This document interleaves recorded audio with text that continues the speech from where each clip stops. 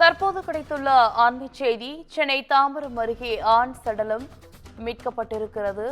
கூடுதல் விவரங்களோடு இணைகிறார் செய்தியாளர் சக்திவேல். சக்திவேல், வணக்கம். விவரங்கள்.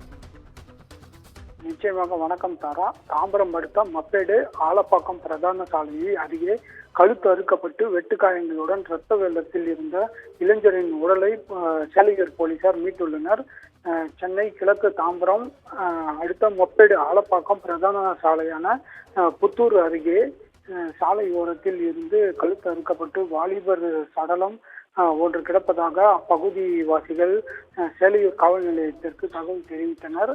சம்பவ இடத்திற்கு வந்த போலீசார் உடலை பார்த்து போது 20 வயது மதிக்கத்தக்க இளைஞர் என்றும், இளைஞரின் கையில் அறுக்கப்பட்டு முகத்திலும் வெட்டுக்காயங்களுடன் இருப்பதையும் கண்டுள்ளனர். மேலும் துணியால் சுற்றப்பட்டு உடல்கள் கிடப்பதாக தெரிய வந்தது. மேலும் இளைஞரின் கையில் சூர்யா என்று பச்சை குட்டி இருப்பதையும் போலீசார் கண்டறிந்தனர்.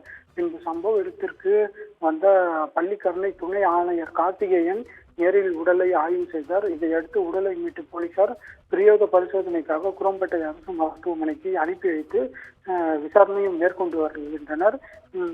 இதில் விசாரணையில் மப்பேடு பகுதியைச் சேர்ந்த சூர்யா என்பது தெரிய வந்துள்ளது.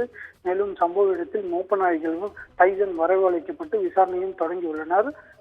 கழுத்தறுக்கப்பட்டு வெட்டுக்காயங்களுடன் இளைஞரின் சடலம் கண்டெடுக்கப்பட்டதால் அப்பகுதியில் பெரும் பரபரப்பை ஏற்படுத்தியுள்ளது.